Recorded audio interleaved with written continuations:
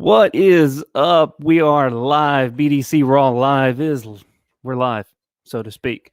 Welcome to the show. I have a wonderful guest that I'm going to bring on here very soon, but I actually wrote this out because I am a king of screwing shit up sometimes. So I kind of wrote down my show for a little bit because I messed up last time and forgot a lot of stuff. So real quick, I want to thank you for joining us today. But we've got a couple of announcements before I get started with my guest. BDC Raw event brought to you by Cove Video, September 21st. It was supposed to be March 23rd, but we had to reschedule due to all this crap that's going on. But you see up there at the top, that beautiful smile. I'm going to be bringing him on the show here very soon. I'm probably getting his ego all riled up now. But you can get your tickets at bdcrawevent.com. And then also you've got, right after that, you've got Hustle and Grind Con, October 12th and 13th. I will be sitting at one of the round tables doing a BDC session there, but he's got a lot of great speakers at that event. And you can go to glennlundy.com to get your tickets for that. And so with that, without further ado, I am going to bring our guest up onto the show, Mr. Joe Ingram. Of course, sorry, bro, doing a follow-up call right now. All right. Maybe that'll help segue into what we're doing. What do you think? I'm going to segue right into it. Joe, how are you doing, sir? I am doing fantastic. Joshua Mitchell. You are the BDC genius. True that. I just didn't want to take up the whole screen. Like you just did the JM part. I was like, mine says Joe, the BDC genius. I'm like, man, that's so much. Let's just shorten it up. You know, it's okay. It's okay. Yeah. BDC genius works, man. Yeah. And how's California treating you? California is amazing. It is sunny and warm. You know, warm compared to most of the nation, but I think it's like 60s something. Yeah. How are you doing with the lockdown? Are you standing in line for your Starbucks coffees? You know what? It's been 3 weeks brewing it myself at my in my office. Right? Mainly because I look and I go, you know, again, me every day. I was 2-3 times a day at Starbucks, but right now with only drive-throughs, oh come on, man. Drive-throughs, it's like 20-something cars, and I'm like, if I'm not closing a deal while I'm on the phone in the drive-through, then go put your butt in the office and get some work done. It's funny because my home office. Your home office, you're at home. Yeah, we know. Let's go with that. Okay. It's funny because we were driving by one. We have a couple here in Wilson, North Carolina, and we were driving by, and it looks like they were practicing social distancing in their cars because everybody was like 6-7 feet apart. I'm like, come on, man. I can't get a coffee if you're all like 20 deep. Right, exactly. And I always laugh. I'm like, everybody who's driving with their gloves, right? So they got their gloves, they're taped up, they got their mask on, they got some hat, helmet with glasses.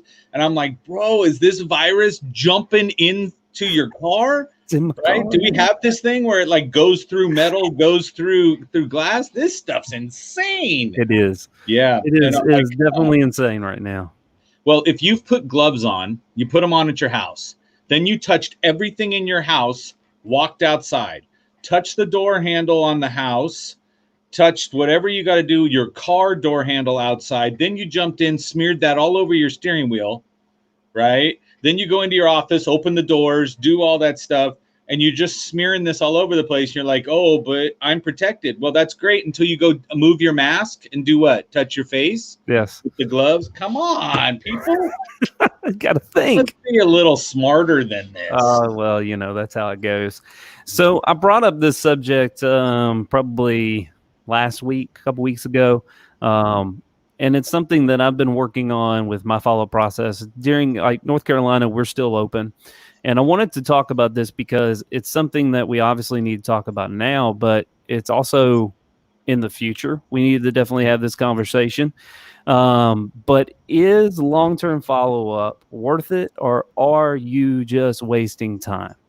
And so I wanted to get your 5 cents on this about long-term follow-up, because I think a lot of times we always think about the one, you know, the 256-day-old lead that all of a sudden you've done your long-term follow-up and they pop back up.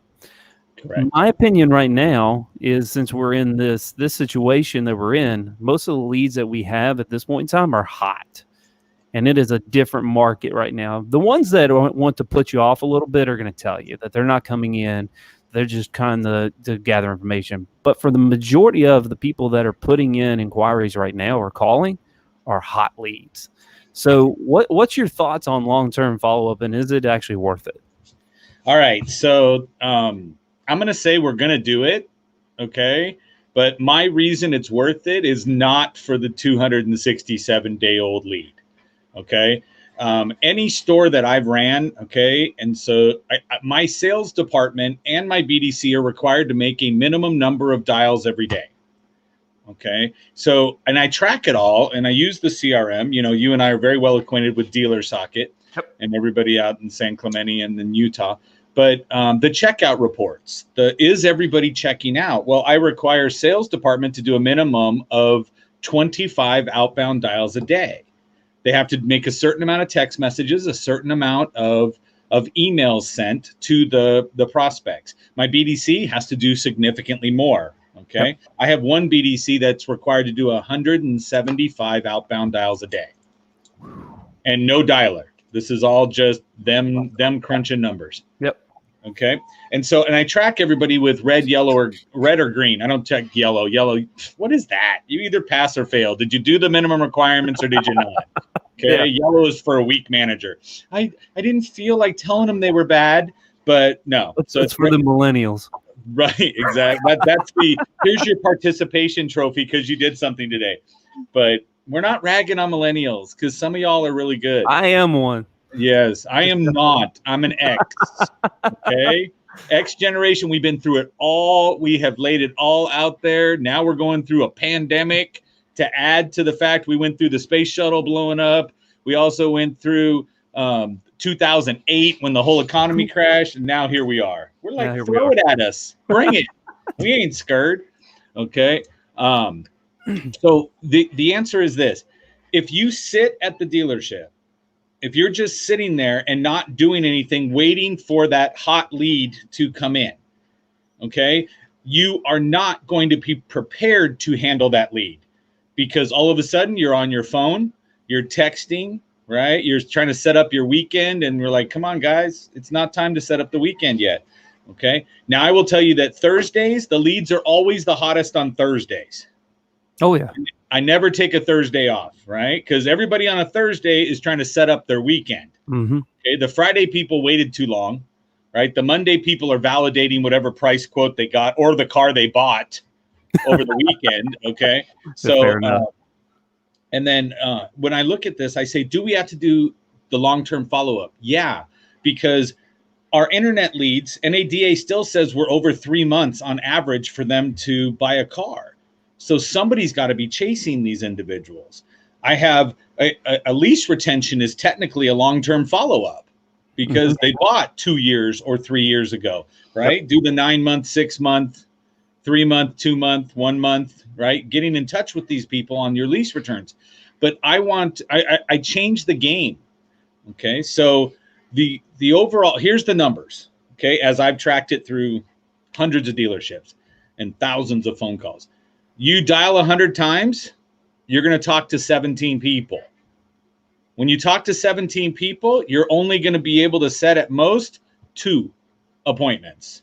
Okay. And if you're really good, right, 1.25 people will show up because you got a 75% show percentage, right? A quarter of those people. Yeah. Right. A little midget and a full grown person. That's who's showing up for your appointments. Okay. So then you have to get 100% sales to get one deal. So 100 phone calls isn't really enough to accomplish it. But what 100 phone calls does, so when you dial out, and I can ask you this, Josh, what is the goal for you when you dial out? Why are you dialing 100 people? What are you hoping to do? To get a connection. Yeah. And most people are trying to get an appointment. Yeah. Right. So I want to get an appointment. I want to connect with them. Absolutely. And then I'm obviously going to That's where I change it to people. I'm like, guys, the first win is the answer. Yeah. right? Get If they somebody live answer, on the I phone. take that as a first win. I'm like, yes, let's be grateful we've got the first win. Now they could tell me to go pound sand. They could use more colorful words to say, everybody at your dealership calls me all the time. And blah, blah. Okay, great. Restraining order. Take me off your list. Okay, that's fine. Let them say it. Right? It's okay. And of course, do your due diligence in getting them removed from the list. That's the correct way to say it. If I didn't tell you all, just keep dialing. They're going to buy eventually. That was not what I said. So looking at it, right, I'm going to go and I'm going to pick up the phone and I'm going to dial. That's all I want to do is dial. But because my mindset is I want to get an appointment, okay, so if I'm dialing and then a sales call comes in, where's my hand already? It's on the phone. On the phone. Rock and roll. Right? What am I already thinking? Appointment. Okay. But if I'm sitting here like this going, oh, it's so slow, nobody's coming in, right? And the phone rings, I'm going to be, even if I get it, for some reason everybody else was asleep, and I grabbed that phone call, I'm not in the mindset to do anything because I was already looking back and paying attention to what I'm going to do on my days off. Yep. Right. And so it helps your team to stay focused on what it is they're there to do. And as salespeople, inherently based on our personality type, right, we want to do things that are fun. Mm-hmm. We want to do things that, again, your sales department, first day of the month, we go, buddy, how much money are you going to make? And they're like, I don't know, but I'm excited. No plan, no nothing. Yeah. Right. They're just excited. Well, that's not a person who's going to say, I need to follow the next 12 steps in this process to accomplish something. So I need to make it structured enough that I help you as a BDC or a salesperson to actually follow the steps necessary and complete the activities that will result in a sale. But a lot of people don't do that. The answer is I'm waiting for something. I'm waiting for a deal to fall in my lap. Now, I went to one of my clients, sat down with one of the green peas that came in, and I was like, hey, and the good thing was he wasn't scared because he didn't know to be scared. And I'm like, great. You know what happens is there is no reason to ever be scared because the phone protects you. Hello. I look just like Brad Pitt over the phone. I can do whatever I want to do, baby. Come on. So pick up the phone and channel my Brad Pitt. Hi. I'm calling from ABC Motors. Yeah. And so I'm going to put that together and I'm going to go get in touch with some people. And so Frank J. Loebs, I love that man. I love that man. So when you look at that and you say to yourself, I'm just dialing out. So this kid's dialing. He goes, what do I say? I said, call them and say, hey, I'm new here. Right. And I was just following up in the system, wanted to know if you're considering a new vehicle or not. And he's like, really? I said, I usually call them and just say, hi, I was going through the system and I saw your vehicles here. You get it serviced with us. And we do need a vehicle that we can track the service records on. So would you be willing to sell it to us if the numbers were right? And the person goes, well, what do you mean by the numbers? I'm like, well, bring it down. We'll take a look at it and see. But I'm not focused on selling a car. I'm looking to buy a car. How are they going to get home? How are they going to get home? They got to buy a car. You're going to buy a car. You're going to come down, right? They're going to come down. But anybody who says yes, and this is what it is, as soon as they say yes, and that's all I'm looking for is the person going, I'd sell it if the numbers were right. Okay? Exactly. If they say yes, guess what they just did mentally in their head? They started shopping. They kicked their car to the curb, man. Yeah. They're looking at all those things that have gone wrong with it. Like, right? If you're in a relationship and you say yes to a date outside that relationship, what'd you just do? Kick the existing one to the curb, right? So if you've already decided that, then yeah, but I'm never going to know that. I'm never going to find somebody and spark the interest. But all of my outbound calls keep my dealership as top of mind. Yep. It also keeps me top of mind. So when somebody in their network, right? When I used to work with Joe Verdi, it was always with every person you know has a friend, family member, or coworker that'll be buying a car within 90 days. Okay. So are they thinking of you? When somebody goes, oh man, I need to get my son a car. Are they thinking of you? Right? Because again, even if I'm a pain in the butt, even if I'm just calling, leaving messages, they're going to go, you know what? Because everybody let's be real. We all appreciate a good salesperson. Oh yeah, definitely. Right? I will tell you, anytime you and we go to dinner, if somebody treats us right, we consciously acknowledge it. We'll even call the manager over, watch them freak out. Right? You go, a waitress bumped you for appetizer, bumped you for drinks, bumped you for dessert, all that stuff. And you go, can I talk to the manager? She goes, why? Right? And you're like, just chill, get the manager. And then come over. And then the manager comes over already thinking he's going to give you dessert. Yep. Right? He's like, oh, this is going to be ugly. And then you walk up and go, I just wanted to say that so-and-so did a fantastic job. And I know that not everybody will give you a compliment. They tend to just yell at you. And I wanted to make sure you knew there was something good. And that's her. Right? And the manager's like, I don't even know what to do with you right now. They just stare at you. Doesn't know how to respond to that. Absolutely. And so that's when I look at it and I go, okay, but I can appreciate a good salesperson.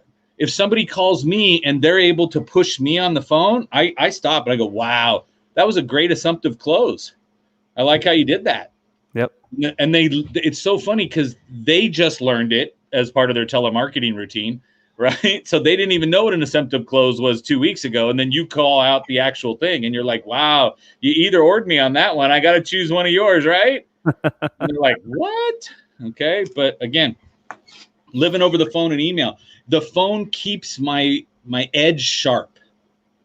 And that's what I want to do. I want to continually keep my edge sharp so I'm in the game the whole time I'm at work. Mm-hmm. So if I'm at work to work, then you work. Your average office employee spends 4.5 hours working on an 8-hour shift. Oh, yeah. And I'll tell you right now, most of the sales department, if left to their own devices, would be at the half hour. Right? And that was like, leave the cashier alone, please. Come back up to the sales floor. Stop talking to the cashier. Leave the receptionist alone. They're not buying cars. Come on. Right. So would you think when you're looking at internet leads, as just talking about internet leads, would you think that for the uncontacted, I'll speak dealer socket lingo with extended uncontacted. Yeah.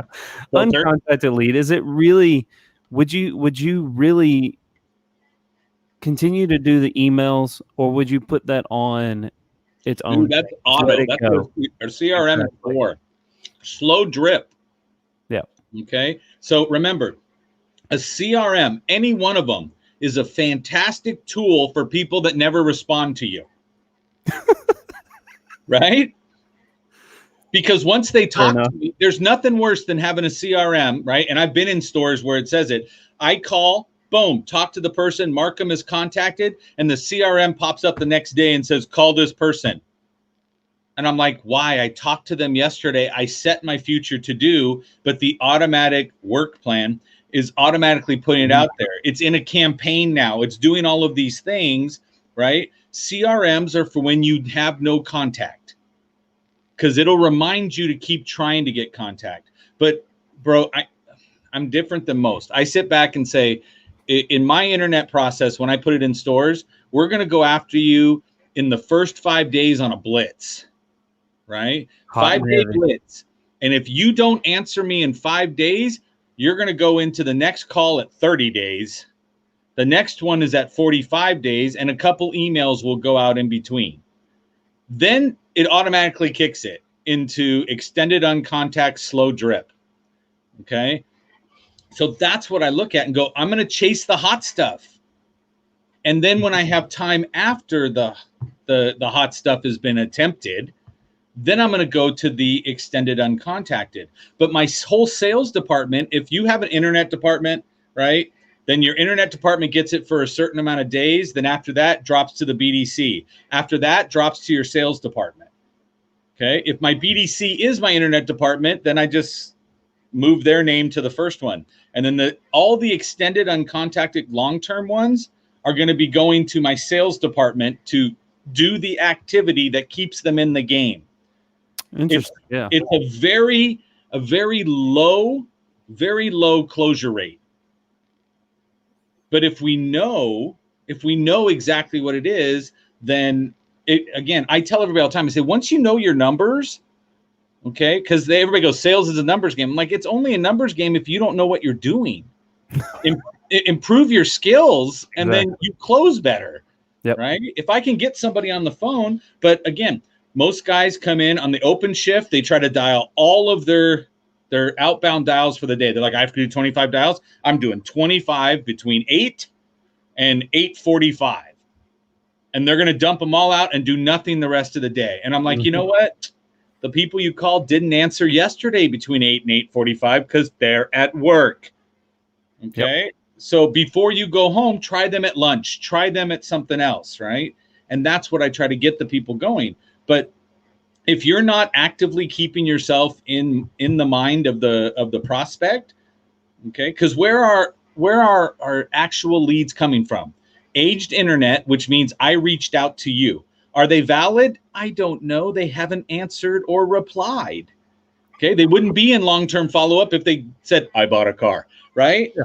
And so, again, I just tend to look at it and go, if you understand you're going for 17 contacts today off your 100 dials, right? Every once in a while I go in, I'll come back in, they're like, dude, I'm dialing like nobody's business. And I'm like, okay, so today let's change the goal from dials to voicemails. Okay, so what do I want you to do today? I want you to dial and leave 50 voicemail messages. That's your goal. So just keep track of every voicemail you leave, right? I had a guy sit down and he's like, Joe, this is hard. And I said, why? He goes, I have like 6 appointments set. And I'm like, wait, he goes, I've only left like 30 voicemails. I still have so much more to go. And I'm like, okay, see, because if I told you just go and set 2 appointments, you would have stopped. Yeah, exactly. Right. But if your goal is voicemails, then you win every time you leave a voicemail, right? So they're like, okay, but he's like, oh, I go, you got 6 appointments, you poor baby. What are you crying for? Okay, because I have to keep dialing. Oh, stop it. Exactly. Right. 6 will turn into 12 real quick. Yeah, you got to fall in love with the activities that get the result. Mm-hmm. Okay. And then I always tell people this: anxiety and stress is using your imagination the wrong way. Stress simply means what? I am upset about the current situation because I want it to be different. Mm-hmm. It's not any different. If you come in and realize dialing the phone, setting appointments, having them show up is how you sell cars. So why do you take out the first one and go, they'll come in and ask for me? No, they won't. Right. But I will say, I text everybody. Right. You and I know we go back and forth on text way more than we have a conversation. So yeah, like Steve threw out there, I'll throw it on the screen, do you have a strategy for texting to get on the phone? Yeah. So again, California is like the People's Republic of California, and that's where I sit. Right. We're very much, a dictatorship, and everybody's going to sue over everything. But in the actual process of submitting my cell phone number to you, if I provide my cell phone number to you, you've automatically given me permission to use a cell phone within the capacity of a cell phone. So you can technically auto opt in people, okay, because they gave you a cell phone number. Mm-hmm. Like if they give you an email, can you say, oh my gosh, I can't email you because you didn't specifically say use my email to contact me, right? But yet somebody goes, here's my cell phone, and we're like, is it okay if I send you a text message, which 93% of all text messages are read within 5 minutes? Exactly. I want to text you. Mm-hmm. Okay. But on my text, okay, I'm different than most, right? I'm hoping that, in the intro, Josh warned you. But right, I did. My initial text says, hey, it's Joe over here at ABC, right? Would it be okay if I text you today? When they reply back yes, what did they reply to? What did they just give you permission to do? They just opted in. Right? And I don't even have to go into all kinds of details saying, would it be all right if we utilize text today? Please reply back yes. That's YES, right? So yes for yes and no for no, and right. But just send them a request to say, is it cool if we text today? Now don't say is it cool, because we aren't that tight yet with the customer. Okay. One thing I'll tell you, don't use emojis. But just for everybody that's out there, my internet process, lead comes in, I send a text. Okay. Mm-hmm. I'm going to wait 60 seconds because I'm reading the request. Okay. Actually reading the request? Huh? Yeah, reading it first. Don't get it. But I will send a text authorization immediately. Take whatever phone number they give you, drop it into mobile, right? Because not all of them parse out correctly in the AXL. So then I turn around and say, okay, great. I'm going to send you a text. I read your actual request, okay? And then I'll dial the phone. I gave you 60 seconds to reply. I stay in the medium in which they actually communicate. Mm-hmm.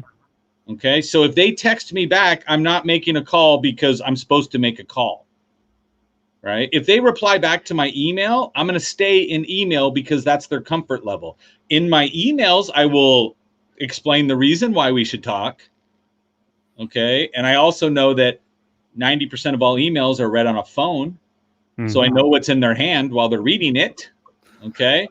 But remember something, and this is where our mindset has to change, because again, old school, which is me, right? I'm the old school guy. When you turn around and say, pick up the phone, call it. Okay. Millennial fever. Sorry, throwing my microphone around, right? In millennial land, it's text messaging. Okay. But just like a podcast, right? We both do podcasts. We do podcasts because you could go work out. I'm not. But I could drive, right? I could drive and listen to it. So it's a non-evasive way to gather information or entertainment. If I text you, that's not an invasive thing, okay? Because I'm here, while I'm sitting here, guess what? I've got messages that came in, but I don't have to look at them. I don't have to read them because I'm busy doing something. So it's non-invasive. A phone call is you invading my time. Exactly. Right? You calling me and going, unknown number that comes up on your phone. I have to stop what I'm doing, stop whoever I'm talking to actually engage with you. So that's why we have such a low answer rate. Mm-hmm. Okay. And the boomers are the ones that answer their phone. Those 17 people, right? That's the baby boomers. They're like, we've always used the phone. What are you talking about? You guys keep sending me messages. I have a landline. You can't do that. Right. My brother-in-law, you text him, he calls you back. I'm like, bro, bring me the phone. Bring me the phone and I'll show you how to reply. You have a keyboard. Come on. Right. He's like, you sent me something. I'm like, so I got to read it to you and I got to talk to you on the phone. Dude, stop. Okay. I love that. But again, emails, your average consumer, okay, submits 5 leads. Okay. They get 100 out of 100 emails in a day. They're going to open only 23 of them. Right. And that includes the people they know that are sending them emails. Mm-hmm. But they're going to open 23 and they will take action on 2. So that's, I mean, mind you, that's just, you're just doing a courtesy to send them that, to say, look, I'm hitting you in all 3 areas that I can: call, text, and email. Okay. Because that's what I want to do, because I want to find out where you're actually going to get it. Yeah. Because I think a lot of times we spend so much time building these fancy, I don't, but a lot of people spend a lot of time making these fancy email templates that nobody reads. And I'm like, guys, if it's more than 2 or 3 sentences, you're done.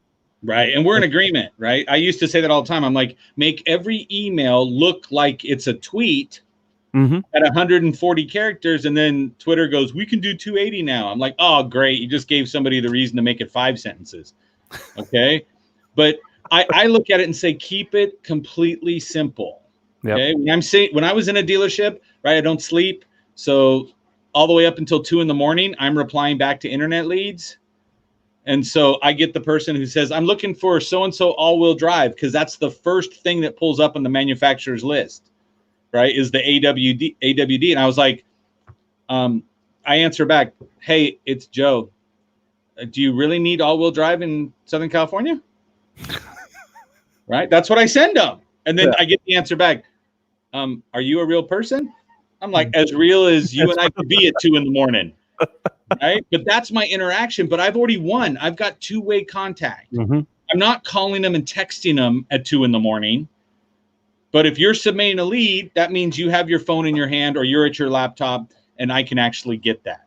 Does that make sense? Exactly. So, Makes perfect again, sense. but I'm gonna try to get you off of everybody else. When the person goes, no, I don't. You know what every other dealership is doing? They're doing a locate for an all-wheel drive out here in Southern California, talking about how far they have to go get it to bring it in, quoting them on transport and a price on an all-wheel drive. All-wheel drive already puts you $2-3 grand higher. So when I send them my proposal, right, I'm already beating them by $3 grand plus transport because nobody's bothering to ask a simple question. Yeah, I think a lot of times we just, they what's the statistic that they say 80% of people, don't buy what they originally put a lead on. And so 87%. we all of a sudden we go, well, they have to have the XLE all-wheel drive this, and it's like, well, maybe they don't. Maybe they just clicked on it. And maybe if we actually find out what they're actually looking for, and ask those questions, and then you'll find out exactly what they're looking for. Because I think a lot of times we just assume that they're looking for everything, and they're really just looking for the cheapest option they possibly can get with the most features that they can get for that bang for the buck. Correct. And I will tell you, if it comes from the manufacturer's website, right, usually they're playing games because they want to sell us the lead too, right? They're out there saying, would you like to see dealer availability? Would you like to get a price? So this person clicks on it. They think as soon as they put their email and contact info in, that it's going to show them. And instead it goes, we've sent you off. Somebody from a dealership will contact you. Right. And so you got this. Like, they were just dream building at the time. Yep. Right. And so typically at the manufacturer site, you're pretty high in the funnel because you're doing research on the vehicle. Right. Exactly. What was it? Google says you're at 16 hours of online research by the time they reach out to a dealership specifically. Right. Exactly. And so all you have to look about, can I talk to you two-way? First win. Second win would be setting that appointment. Third win was they showed up. Fourth win is you sold them. Okay. So good. So how long is the referral? Yeah. How long should your follow-up go? I will tell you if it's and we're just talking internet or phone. We can go both ways. Right. So I'm going to say that if you haven't responded to me in 90 days, it's slow drip and out there. Now in Dealer Socket, what I used to do was I'd go in and create a filter, and that filter said free leads. Free leads? I might have to use this. Right. Yeah. And then you go in and share it to all so everybody can get it. So with free leads, now that's everything older than 90 days, aged internet or dropped phone calls, anything else that's out there, because now I'm trying to catch you in a buying cycle again. That's out there. And so it'll just list them and have them go through. Now it's like your sales department goes, free leads. And they jump in. So my internet department or whoever's handling the inbound internet leads are chasing for at the most 30 days, but it's 5 days, then a phone call at 15 and 30, and the system should be doing the automated drip emails. Yep. Right. And I don't know if I sent you the one I have, but I have that lonely email. I don't think I've seen that one. Yeah, that one I love. I have people that text me the responses all the time. So it says, I feel so lonely is the subject line. Okay. And then you open it up and it says, I feel so lonely in this car buying process. Right. And it's a picture. It's a shadow of a man sitting there with his hand in his chair, sitting there like this. So you just see the silhouette of him sitting there. And it's like, should I stop trying to help? Right. Have you bought something or not? Just reply back. And you get back these answers all the time. They're like, laugh out loud, shut up. Right. Another guy's like, dude, I didn't ask you to date me. That was the one we got the other day. He's like, I wasn't asking for a date, but thanks, man. I got the quotes. I'm going to hold off for a while. But it doesn't matter. I love that. Laughing. Yeah, right? You're making fun. Like, oh, and so I got you to engage with me. Boom. Two-way contact. I won. Yep. Okay. When I help Toyota stores, my further out, like 30-day or 45-day email, subject line says, Houston, we have a problem. And you open it up and it's the Tundra pulling the space shuttle like it did through LA. Right. So I have a picture because I was out there. I was running a dealership that was right there. So Houston, we have a problem. Everybody goes, I know that line. They open it up and there's a Tundra dragging a space shuttle. And it's like, we haven't been able to get in contact with you in the last 45 days, right? Just want to make sure, should we cancel the launch, right? Or are you ready to lift off soon? And you get these people go, that was good. I mean, that's the reply back. And we're like, you still didn't answer. Should we go? Yeah, you still didn't answer. Not, right? But again, I don't want to chase things out. Again, your internet shopper is going to be at 90 days. But my internet people, whoever answers the initial lead goes for 5 days. They're going to be doing 2 different text messages in those 5 days. So day 1 and day 3, they're going to go for 2 phone calls and an email every day until they make contact. So if you're chasing all that, then when you make contact, guess what? You won, right? We know that. That's my first win. So I don't want to spend my time doing fruitless work. Exactly. And I think that's what the biggest point is that a lot of times I think we create ourselves this just busy work of just send emails, I need a phone call, an email, a text, send email. And and then you have BDC reps and internet sales reps and sales reps that have 250 tasks to do every single day, which is going to be so daunting. I'm not going to want to do any of it. Exactly. And I've been guilty of building processes that have created that environment. And, this wonderful quarantine, which we're still in business in North Carolina, but it's allowed me to really focus on relaunching the follow-up process and kind of tweaking it to the way that I feel that it needs to be tweaked today in this environment and going forward, to where it's actually taking a little less of the mundane crap that we put on them off their plate, and then just get you right in the realm of, smile and dial and get into those to where we're getting text message, and those who are receiving emails that we're getting back, that we're actually having some communication with those people. Right. And again, you need to make it somewhat fun, because your public doesn't view buying a car as a fun thing. No, it's like going to the dentist. It's between a root canal and being sued on the happiness level of life.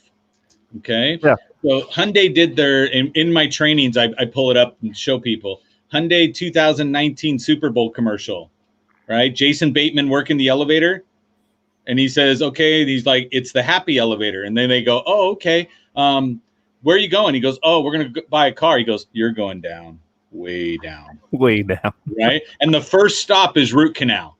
Yeah. Then it's like 6-hour flight, middle seat. Right. And it keeps going down. Then it finally goes, oh, car buying. And he opens the door, and it's a car lot with balloons, wacky waving arm guys, right? Tumbleweeds going across the lot, and one guy out there just walking around. And it's like, whoop, there it is. Whoop, there's the music playing. And they're like, oh, no, I used Hyundai Advantage or whatever it is. Right. And then he goes, oh, you're going up. And he takes him up to the top where the angels are singing when they open the doors. Right. But if anything, right, again, I don't want to do phone calls unless it's for me to keep my sales department engaged in the ability to sell a car. Yep. My internet guys call on new stuff. Nobody should be sending out an email, okay, period, after the first 5 days. That's what my CRM is supposed to be doing. You should only send an email out when it's off of the automated process, because you have contact. Mm-hmm. If I have contact and the guy goes, can you shoot me an email reminder, 2 weeks from now? I don't need my CRM going, call him tomorrow. That's how I end up with all of these stacked up tasks for somebody. And I've done my job. I made contact. He's on vacation for 2 weeks. He said, I'm not doing nothing until COVID is wiped out. I'm staying at home, locked in my little jumper suit. Right. And I'm in my bubble, and I'm going to stay there. And you're like, okay, does it make sense to keep calling you because my CRM says to? Yeah. Oh, if you mark it contacted, it should come out of automated processes, and the person has to do it. Build a filter. Okay. In Dealer Socket, eLeads does it. Everybody else. Right. I love all CRMs equally. Same. Yeah. But when you look at this and say, okay, then set up a filter that says contacted with no future to-do set. Okay. So that's something as a manager, I can go in and go, so you talk to this guy, you didn't kill it because that wouldn't be in contacted anymore. Yep. Right. You would be putting in marking lost and filling out a proper answer. So that's what I look at. I'm like, you just got to get yourself out there because, again, chasing activity for the sake of activity is frustrating for everybody involved. And it's such a low ROI. Okay. That's why I say, if you're going to do something, give it to your sales department who is waiting for ups. Now, if you're a hybrid system, then pepper out some phone calls, right? So when I was running the famous Jeep dealership that we both were associated with or know about, right? When I ran it, I had my internet department, my phone team, and my sales department were the same guys. If you failed to take the phone call the way I wanted, I said, you are off phone calls until the next phone training.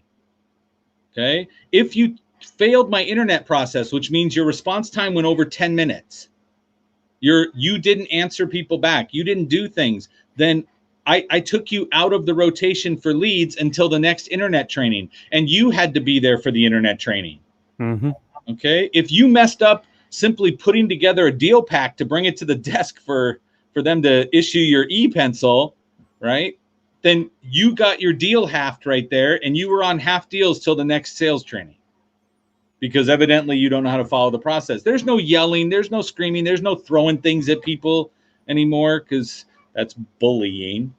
Okay. You'll get sued for that in California. Yes. Right. It was funny because I went through a class. They had to send us all when we were at the dealership.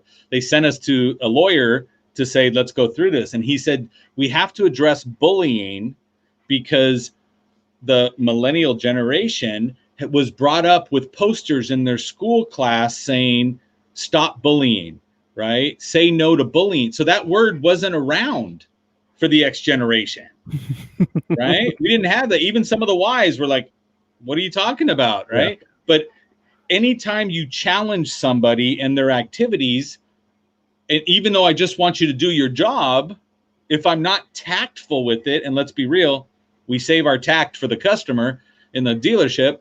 So all of a sudden I'm bullying. Mm-hmm. And you had so many people so scared to do anything, so scared to give verbals or write-ups. They're like, I don't want to bully. I'm like, no, I want a job done. I'll do them all. I don't care. Yeah, and I think it's going to hold everybody accountable. It's that key word right there is accountability. And I think sometimes we've gotten too laxy-daisy with accountability that we're just kind of like, but I don't want to rock the boat, or they may be a top producer or whatever the case may be. So they let them get away with more, almost with murder than everybody else. And then the whole team sees that, and then your accountability goes out the window.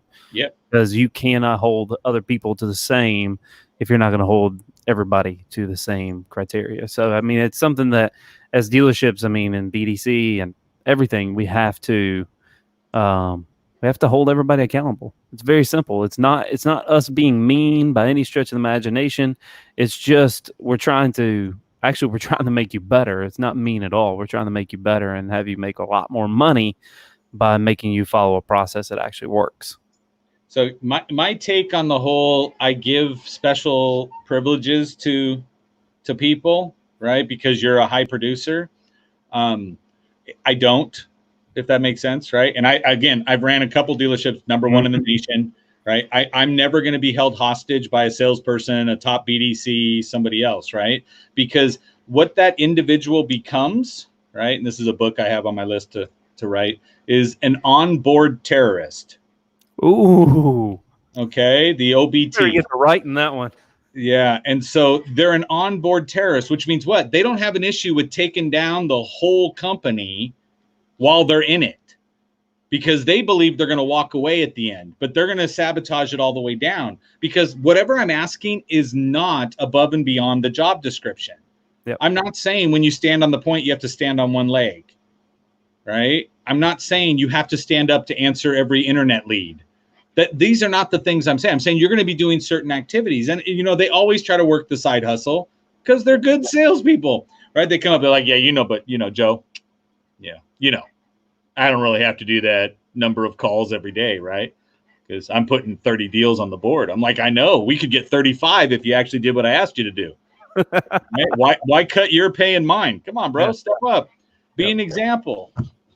And so that's what I look at and say no. But I will tell you, okay, if you are going to cower down to that top person to let them do it, the terrorism works, and the rest of the store's production will drop.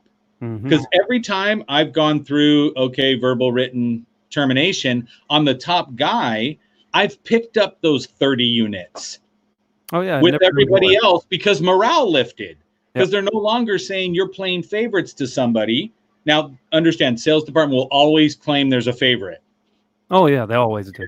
And I will tell all salespeople, in case any of them are listening right now, if the lead is mine, I will give it to who I want to because the lead is mine. If it's a personal referral to me, I will give it to the individual I feel will do the best job representing me and the dealership to this personal referral. Does that make sense? And everybody goes, oh, you always give it to so-and-so. I know. Consistency, right? They consistently give me a great experience. So I will do that. I'm not going grabbing internet leads out of the system going, bro, call this one, right? If you're doing that, shame on you. Oh, yeah. But a personal referral to me, I will do what I want with it. And I don't care what anybody's saying. Look at that, Frank Ingram. Boo! Absolutely. I love his last name. The guy's got skills. He's got skills. Yes. Weldon's on here. Weldon, I can send you the shuttle launch if you want it. Gorgeous Pam is here. Look at this. All these people commenting. So poor Cindy. She had her fingers were bleeding because she was on the phone so much doing 120 days follow-up. I'm sorry, but Cindy, we used to believe that was required. Yeah, if you didn't believe, you didn't believe. If you weren't on the phone, you fail. But it's not a true statement. Send the emails on the slow drip to re-engage them, because all I care about, all those people that emailed you and were doing research but never bothered to tell us they were doing the research, right? NADA says they're 90 days out or more. Yep. Okay, exactly. So they say it's going to be 3 to 6 months for someone to buy. Is it possible somebody emails me today, answers the phone when I call them, sets an appointment, comes in and buys the car? It's totally doable. Totally doable. That's a 1 day average for that person. How do I get to 3 to 6 months on averages? Because there's somebody who's going, oh, my lease is up in a year, and I was just trying to figure out what I would do next. Exactly. Right? So I got that 1 year person with the 1 day person puts us at the 3 to 6 months that's there. And typically, all I'm trying to do is stay top of mind for when they try to re-engage. Okay, so they're an existing internet lead that's been marked dead or an extended uncontacted, and now they re-engage and a new lead comes in and adds a separate entity or merges it, depending on how you've set up your dealer socket. So definitely. And that lead does not belong to the first person who only called them for 5 days. Nice try. The only thing I protect is two-way contact. We'll get that out of the way right now for everybody going, I sent all my emails and made all my phone calls, so that's my prospect. No, it's not. No, it's not. It's always not. So it's like you bought Girl Scout cookies from the person, from somebody that you knew at work that said, hey, someone's doing it. But then the girl at the grocery store that was in the Girl Scouts that told you 4 times in a month, every time you went in and out every week, goes, that's my guy because I told him, hey, I have Girl Scout cookies here. You never talked to her. You never grabbed a little menu. You never bought a box. And she's like, that's my prospect because I was standing there when he walked by. No. That one. The one I talked to and the one that sold me stuff is the right person. Is the right person. Exactly. But I left messages, Josh. I left messages. Did they ever listen to them? I don't know. Then how do I know it's your person? Yeah. If you do your activities and the customer walks in and asks for you, guess what? You did your job of getting that person to come in and ask for you, which is why that is yours or a half deal if you're not there. But other than that, yeah, it's free. And hopefully you don't get the onboard terrorists who go, nope, they never asked for you. It's my whole deal. That's usually. And then we run to the CRM and go, sorry, no two-way contact. No two-way. And so we're right at 50 minutes. Man, we can talk. Yeah, that's me. You sat quietly. That's Joe Ingram for you. So Joe, For those people who don't know how to get in contact with you or find you, please tell them how they can. The easiest way to find me is I'm on the Book of Face, which is called Facebook. Right? Now. I'm facebook.com/Joseph Ingram. My website's ingraminteractive.com. Right. And for the people that are on Josh's thing, I'll tell you, because, I love me some BDC Raw Josh Mitchell. Right. If you go to ingraminteractive.com/secret, okay, kind of like that book that never told you how to do anything, but secret, okay, there's a page of presentations that I do, and there's a bunch of PDF books that you can download, like Think and Grow Rich, things like that. You can get it off of the back stuff, and it's only because I love Josh. Oh, that's so sweet. Hold on. It was a tear. Yeah. One of the tear. Did you feel it? The tear says that you have the most beautiful smile. So I wanted to tell everybody that that's how you're known in my office now. That's awesome. That is awesome. So you can't go to Google Images and search Joe Ingram, because there's a young kid who plays poker who just out SEOs me like nobody's business. Oh. Little spiky haired guy. His name's Joey Ingram, but man, he just kicks my butt no matter what I do. Hey, that's what happens. Yeah, we're working on that. But also want to throw this out there: if you've listened to this or you want to send to somebody, this will be on podcast form probably in the next 15 minutes. We'll put it on the podcast, so you can just look up anywhere where you find podcasts under BDC Raw. And so you can get all of these. I've done 3 so far, plus there's about 30 other different video or podcasts in there, not videos, podcasts in there. So you can definitely join and see those, subscribe to that. And Joe is going to be speaking at BDC Raw event in September. So if you enjoyed this is going to be at a comedy club, so it's going to be even better, because Joe's where I'm allowed to be funny. This was just accidental. In the comedy club, I'm in my element. Yeah. And my beard will finally be back. I'm missing it. You won't scare your children anymore. My children anymore. It's slowly but surely coming back. I just look like I'm homeless right now, or going through the COVID. Or puberty. Or nice. Yeah, I threw it out there. It's your show. I'm going to be obnoxious. Weldon, I don't always get better engagement with video email. I get better connectivity if after I've made contact and tell them to look at it, that I'm sending them a video, I get better correspondence with that, and that will knock it out the park with those individuals. But I do recommend that everybody does an introduction video. Amen. I put it on YouTube. It's in my signature. So if you ever got an email from me, it says video introduction, and it's a clickable link. Then it goes to an unlisted YouTube video, so that it's just not out there for accidental links or clicks. And so somebody would have to click it from my signature, so I know that my email got opened and somebody was watching it, and you can watch the view count go up. And so, but again, that helps me to put the face to the name. Yeah. You also want, if your CRM doesn't do it, like Dealer Socket doesn't do it yet, Co-Video, Bomb. There's some obviously some good ones. I've used Co-Video for probably since 2012. Huge. I'm scared because it sounds like COVID. I know that sucks for them, dude. If they did Co-Video 19 as a URL, boom, that would be awesome. They're like, look, are your customers sick of you yet? Yeah. Your customers aren't sick of you yet. You need COVID-19. So, but I want to thank Joe. I want to thank everybody who listened and watched us today. And if you have any questions for us, obviously throw them in the comments, and we'll be checking on that periodically, and we'll answer any questions for you. But I want to thank everybody for being on the show. And I will send you, Josh, the Lonely and the Houston We Have a Problem template. So anybody who wants those, you go talk to the Auto Disruptor.